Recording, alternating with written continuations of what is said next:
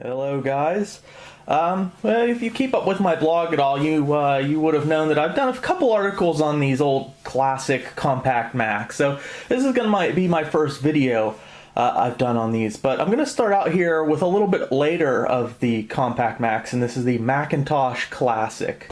Now, the Macintosh Classic came out in 1990, so it wasn't the first compact Mac by far. It was one of the much later ones.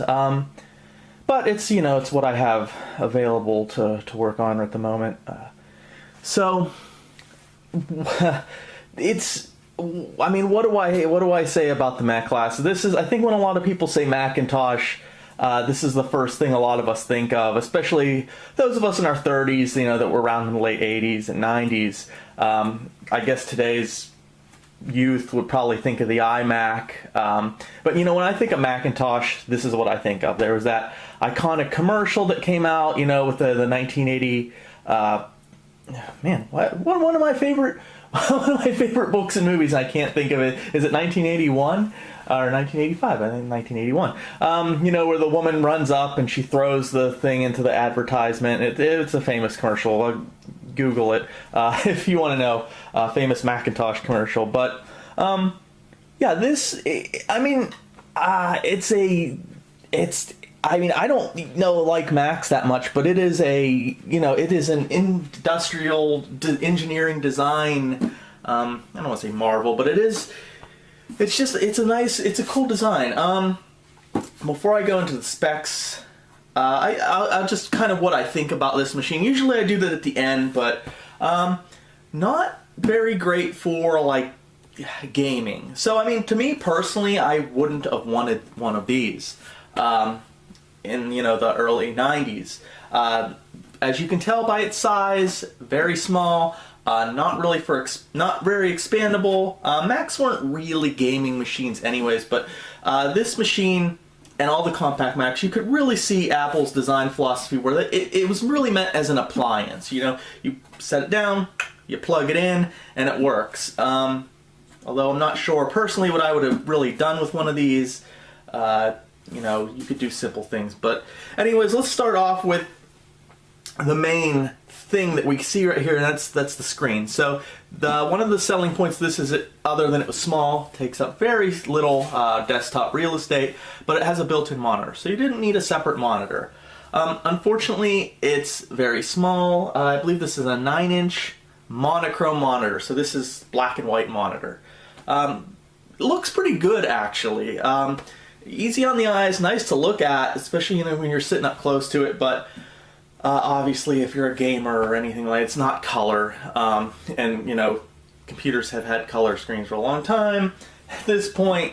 So it's limited in that fashion, but it does make it very portable, and you don't need anything extra. I believe that when the Classic came out, it was actually one of the cheaper Macs. It was the first Mac, I think, to retail for under $1,000. So that's a plus. And by the way, most of the compact Macs had black and white monochrome screens. I believe only the Mac Color Classic had a color screen, and that was one of the last ones. So right here we have a 1.44 megabyte floppy drive. And that's about it. I'll open this thing up. You can see there's room for a hard drive. Basically, you've got your hard drive and your floppy drive, and that's all there's room for. But yeah, that's about it. On this model, there's no like knobs down here to adjust like brightness or anything like that. So that's that. Let me tell you what's inside this thing. This thing is run by a Motorola 68000 at 8 megahertz, so not incredibly fast. It's also limited to 4 megabytes of memory, so not a super powerful machine. One interesting point about the Macintosh Classic is it didn't really offer anything over its predecessors, the Macintosh SE or even the Macintosh Plus, which is interesting because those machines were on the market for a while before this came out, and it really didn't offer much new. Especially, I mean, over the Plus, it offered some things like the 1.44 megabyte floppy drive, or super drive as Macintosh called it. as opposed to the 800 KB floppy drive, and the Plus also didn't have a provision for an internal hard drive, which the Classic did, but especially over the SE that was immediately before this model, it didn't really offer anything new. It had the same processor, it was limited to the same 4 megabytes of RAM, same screen, same dimensions of the case basically. Styling was a little bit different, but it didn't really offer anything different. I mean, even later SEs had a 1.44 megabyte, the FDHD version. So, I mean, it didn't offer much. The only thing it really offered over those models was it was slightly faster, I believe. Despite having the same CPU, the 68000 running at 8 megahertz, the Classic is a little bit faster. I don't know why that is. Please, if someone can explain that in the comments, that would be nice. I don't know if it's because maybe the chipset was tweaked, or maybe it's a slightly different reversion of the 68000 CPU. Maybe this machine just runs a little more efficiently with the same CPU, but the Classic is slightly faster than the SE. Nothing groundbreaking though, but yeah, other than that, it's pretty much the same, which isn't, it's unexpected, but it's not, because this was, as I said, the low cost, a very low cost Mac model, so it makes sense it wouldn't be very high end and super fast, but it is a little bit odd that it's not really much different than a Mac that was released 4 years prior with, I believe, the Plus, but there are compact Macs that are more powerful than this one, like the SE30, but again, this really wasn't meant to be a powerhouse machine. So let's just turn it around. Alright, so here's the back. Let's take a look down here. I like that little the handle up there, where you can kind of easily grip it and carry it around. So let's take a look at what we have down here. There's standard power and the power switch. So right there we have our ADB. I always confuse it as ABD or ADB, but you know, that's your standard port for plugging in keyboards and mice. Now, you'll notice there's only one. So this was around the era when you were really supposed to piggyback the mouse on the keyboard. So you'd plug the keyboard into there, and then you'd plug your mouse into the port on the keyboard, and that's how you do that. Port for an external floppy drive, SCSI, this is SCSI, internally for the hard drive interface, printer, modem, and then jack for a speaker or headphones. Now, what the sound is on this thing isn't super easy to find by looking on the internet, but it is a 4-voice sound with 8-bit digital analog conversion at 22 kilohertz sample rate. So if you're curious about the sound capabilities of a Macintosh Classic, there you go. So what we're going to do now is take a look inside of this thing. Now, this also exemplifies thinking at Apple, especially on the Macintosh, that these are closed systems. They did not want you going inside and tinkering around, whereas a PC, it was sort of expected. Even if you had very minor PC knowledge, it was almost expected that you do your own, like, say, RAM upgrades, or even hard drive upgrades. It's very simple, usually, to open a computer and do things like that. But a Mac was meant to be a closed system. They didn't want you going in and tinkering around with the computer. You were really supposed to send these to like a Macintosh specialist or technician, and they would do the upgrades for you. Very expensive, inconvenient, and especially annoying to those of us that like to go inside these computers and do things. So this was made a little bit hard to get into by the use of 4 Torx screws. So they're not regular standard screws, and also, especially by the 2 up here, which are very far recessed, and any kind of normal screwdriver really would have a problem getting to those. So what you really need to find, well, at the time they had a specialized tool called a Mac cracker. It's probably not the official name of it, but you know, you could find these. I found this at Ace Hardware. This is just a Torx screwdriver. I believe it's a T15 is the official number, so T15 Torx. This one's a Craftsman. So I actually had a little trouble finding these. I went to a couple hardware stores and they didn't have these, or they are really small. And I like randomly was in an Ace Hardware. I wasn't even looking for one at the time. I was just bored and I had nothing to do and I was killing time, and they had it. And I was like, oh yay, finally. So this will actually reach, and you can see it has that, I think it's called the T15, that's special, so not standard. And this will reach. Okay, so, well, before I open it, this one I want to show you has a problem. Now, this is a fairly typical problem with this machine, and that is with all of the Compact Macs, actually, and that means when it boots up, it has a screen issue.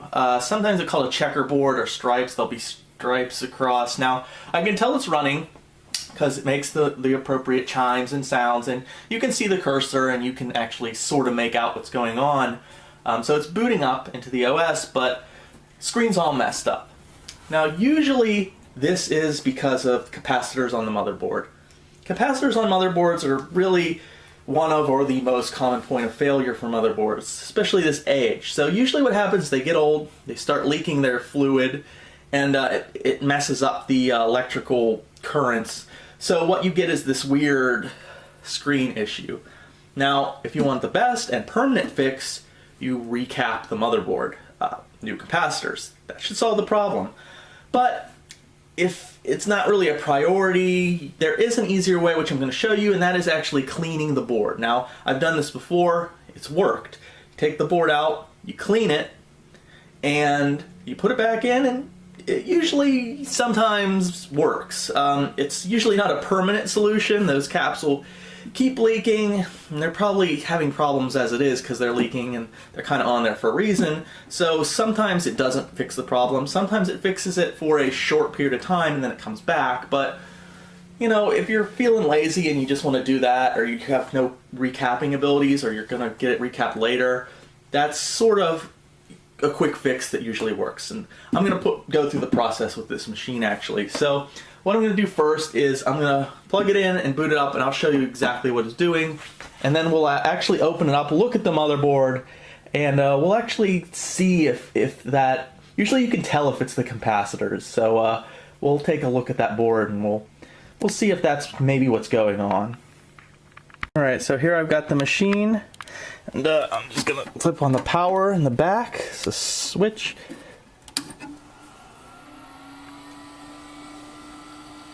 Okay.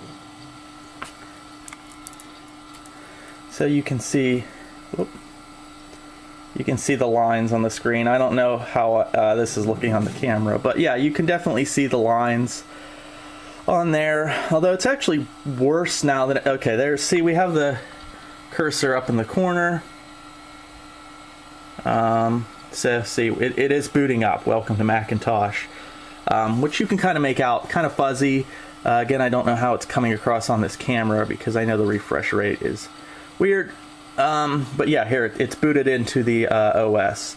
I think it's like OS 7. The guy puts on here. Where I picked that, I can't tell from here. But yeah, there it is. It's OS 6 or 7. So yeah, but yeah, we got these lines. Screen's just not looking good. So let's open this thing up. Alright, so here we are with the back off. Right there, you can see. Be aware when you're working inside these things, or really anything that uses like a cathode tube.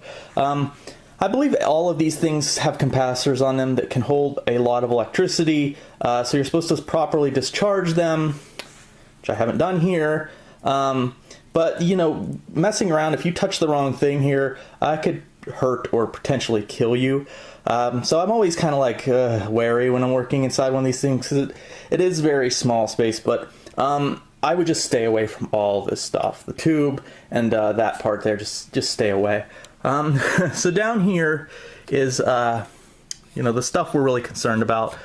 Here's our hard drive, SCSI, hooked up to the board, and the floppy drive is down there. As you can see, not a lot of room to work with here. Now the cool thing on the Classic is the RAM expansion, which is actually on this little card right here. If I can get it off with one hand. There we go.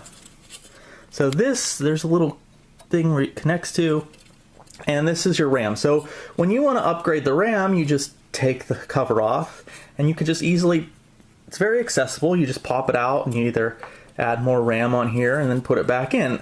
Now this is different from a lot of the other compact Macs, at least the ones before this one, because the RAM is more traditional. It is on the motherboard in RAM sockets or slots. So you have to, if you just want to do a RAM upgrade, you have to pull the board out and you put them, and then put the board in. Or here, it's really easy. So I really like this about the Classic. Actually, I think they got rid of this on the Classic too, if I'm remembering correctly, and they went back to just on the motherboard where you had to pull it out. But on the Classic, very convenient. Remember though, you were limited to 4 megabytes of RAM. So yeah, not that great. I think this, sim not installed or sim installed, so remember to do that jumper if you install some sims. But yeah, we're limited to 4 megabyte total with this thing, so that's too bad. Alright, so what I'm gonna do now, I'm gonna disconnect this stuff, the floppy and the floppy, the power, this SCSI thing, and then this motherboard should slide out. Alright, so I've disconnected the SCSI, the floppy, and the power connector, which were holding, they were attached to the board, so obviously we want to disconnect those. Now on this, the Classic, you see the fan, it's on the bottom. Earlier, Macs didn't have built-in fans, and some of them were different orientations. This one's right here on the bottom. This motherboard on the Classic is very small. Now, normally in these compact Macs, obviously the motherboard's going to be pretty small anyways, but this one's very small. I'll actually compare it to one from an SE30 in a second here, but you just slide it out, and there we go. Alright, this one is very dusty. Okay, I can see the problem right away. It is the caps. See how there's all this dust, and then sort of where the caps are, it looks almost clean. That's because it's leaking, and I can feel it a little bit. It's almost greasy. So yeah, see around all the caps. Yeah, so that's a pretty good sign that the caps are leaking. So yeah, I'm pretty sure that is going to be our problem. Now there's 1, 2, 3, 4, 5, 6, 7, 8. So those are the main caps. If you are recapping, you want to replace those. But we're just gonna clean this motherboard, and then we'll see if that at least temporarily fixes the problem. But let me compare it to another motherboard first here. Alright, so here I'm going to be comparing this motherboard from the Mac Classic to a motherboard from an SE30, possibly one of, if not the best of the Classic compact Macs, or even regular Macs. It's just very powerful Classic Macintosh. But as you can see, its motherboard is much bigger compared to the Classic, so they really shrunk it down. I'm not going to get into all the details about why this board's better, but socketed CPU as opposed to soldered on, more RAM slots. But anyways, yeah, you can definitely tell the size difference. So alright, so let's go on to cleaning this one. Alright, so here we are, it's in the sink. Now I know this seems really weird and counterintuitive to wash a motherboard, but the problem usually is it's not really the water, it's when you have electricity running through it when you have water on it. So this is okay. I know it feels weird, but you can use tap water, but because there's some mineral deposits in a lot of tap water, I tend to use something like distilled water. Now what you generally would want to do is have a little tub and sort of set it in it to soak. But I'm just gonna do this kind of the lazy way and pour it on top.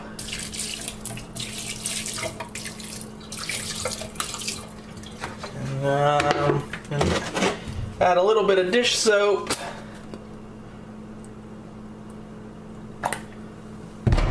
And then usually you want to use like an old toothbrush, and then you just scrub the board, especially around the capacitors.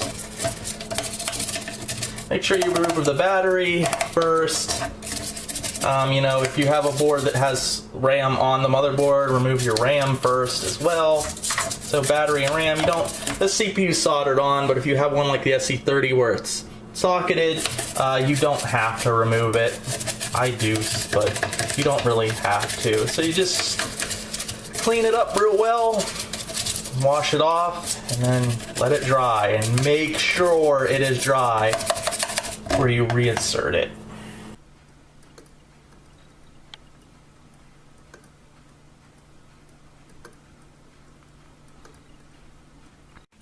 Alright, so here's our motherboard. It's been drying for quite some time now. I got some sun on it to help, evaporate the water, but yeah, this is pretty dry. It's been drying for like 2 days now. I did notice there is some corrosion, like on this chip here. That doesn't look too great. But we'll pop this in and we'll see if we get a different result. So on this process where, cleaning the board and put it, I've actually had sort of successfully done this 2 times before. Once with actually another classic Mac, and then I'll show you in a second with that Mac SE30 that it sort of worked. The first time I did this with the, it was a different Macintosh Classic. Cleaned the board, reinstalled it. Machine worked fine. Actually, I messed up with it on and off for about a month, and I didn't have any other problems with that. So I'm sure eventually it would have had the same video problem. You really need to recap these and put in new caps to really fix the problem. But your mileage may vary with this cleaning solution. It may work for a day, it may work for a week, it may work for a couple months, but really you do need to fix these. It's just a temporary solution. So here is that Mac. This is an SE30. This is actually the second SE30 I have. I have another one that works fine. I actually had that one recapped, but this one was having the video problem. I ended up doing the cleaning the board trick, reinstalled it, powered it up, and it actually worked. It worked fine. The cursor came up. It was looking for the operating system. There was no hard drive in it, so it didn't find anything, but it worked. I had it on for about 30 minutes, turned it back off, installed a hard drive, tried turning it on again, and power supply wouldn't even come on. It just gave this horrible whining sound.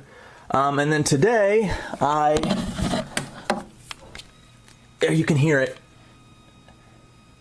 That whining sound, the fan, it's not even kicking in. But before I start shooting this video, I turned it on.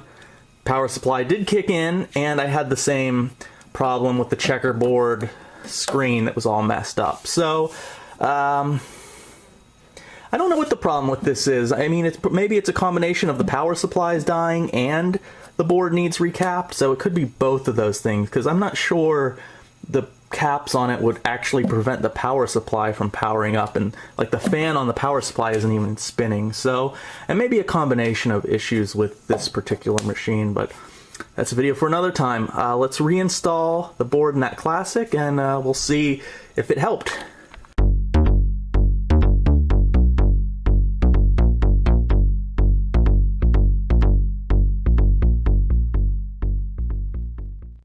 Now, as I was doing this, I noticed this thing right here that connects to the tube. I believe that's like the cathode ray, the electron gun for the monitor. This little part back here, the circuit board, fell off. I've never had that happen before. You can see the glue, it's old, it just came off. So I put it back on, so hopefully it's okay. It seems it's pretty, it's on there pretty decently now. Maybe I'll have to hot glue that connection if it works, but hopefully, I mean, it just seems like a thing that just came disconnected, just like, a cable or something, and just pop it back on. So I hope it's okay. We'll see. All right, so it's time for the moment of truth. I secured that thing a little bit better. There was a wire in the way, so I was able to insert it all the way so it feels it's a good connection now. I think that should be okay. So it's plugged in. Let's see if we fix the checkerboard problem, at least temporarily. Or it could blow up in flames. We'll find out. Powering up, it seems okay. Okay. Oh, it looks worse. So it might have just made it worse. Wait, no. Oh, it's fixed. Look at that. Cool.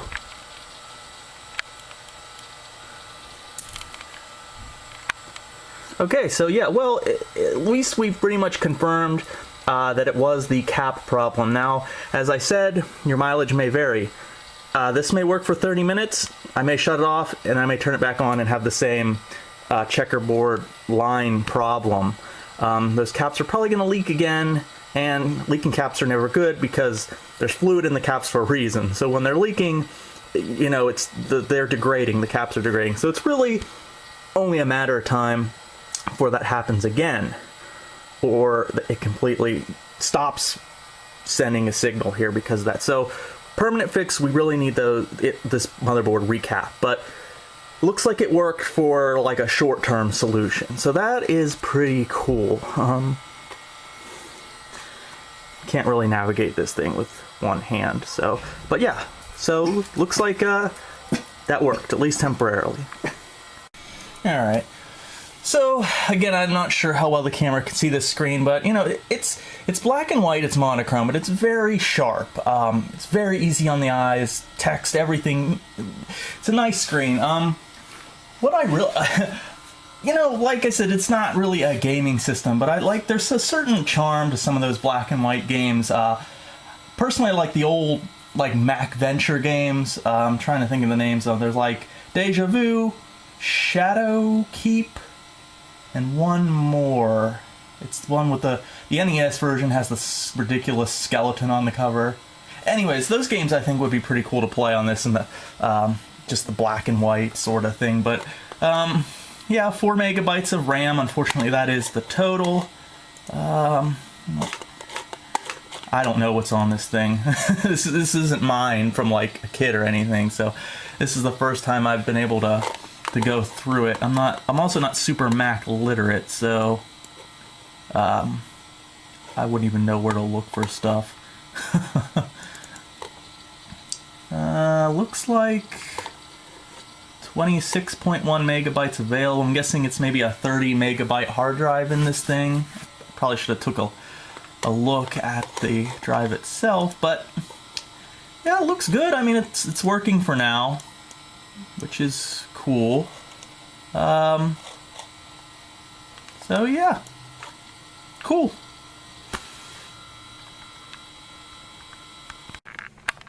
So where do I stand on the Macintosh Classic Compact Mac? Well, for me, it's kind of a novelty. Its utility to someone like me is sort of limited. Like I said, I like to play old computer games. I'm not really too much into old desktop publishing software and taxes and stuff like that. So, you know, the small black and white screen sort of limits that a little bit for me. If you're into vintage classic computers, definitely pick one up if you can for the price, because it is a piece of history. It is a really cool compact design. So I mean, aesthetically, it's really cool.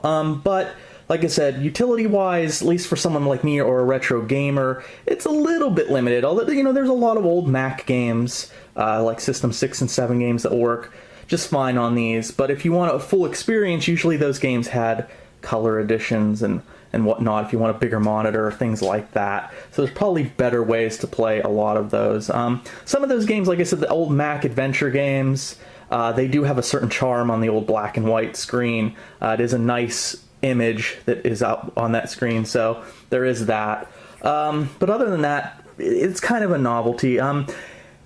The Classic, it's an okay machine. It's sort of capable. If you want something a little more capable, we'll go for a Classic 2. It has a faster CPU, although it's limited by, you know, it's a 32-bit CPU, but it's limited by a 16-bit data bus, so it's not too much faster than the original Classic, but, you know, it does support, I believe, more RAM. If you're really serious about wanting a compact Mac, get an SE30, absolute best of the compact Macs. Extremely powerful and capable for the day. Even now, it still has its uses. It's a pretty powerful machine, but I really wouldn't suggest paying absurd amounts of money for these because it is Apple and it is an old Mac. Some people try to sell these for a lot of money. In my opinion, not really worth that much. Even if you find one that's dead, you can turn them into aquariums. I've seen that done. So if you can find one cheaper, especially like in the $25 price range, I'd say pick it up. They're cool to have around, but I don't know how much use you're actually going to get out of it, especially if you're a retro gamer. So that's pretty much my thoughts on this. I know there's a ton of people that love this thing. I understand why you love this thing. It is kind of cool. So don't think I'm poo-pooing on the machine too much. I'm just saying, for me personally, it doesn't have a lot of use or value, but that's what it is. Macintosh Classic. Kind of cool, simple to use, easy to use computer. Not too much use for a gamer. So thank you for watching. If you liked it, subscribe. See you again in the next video.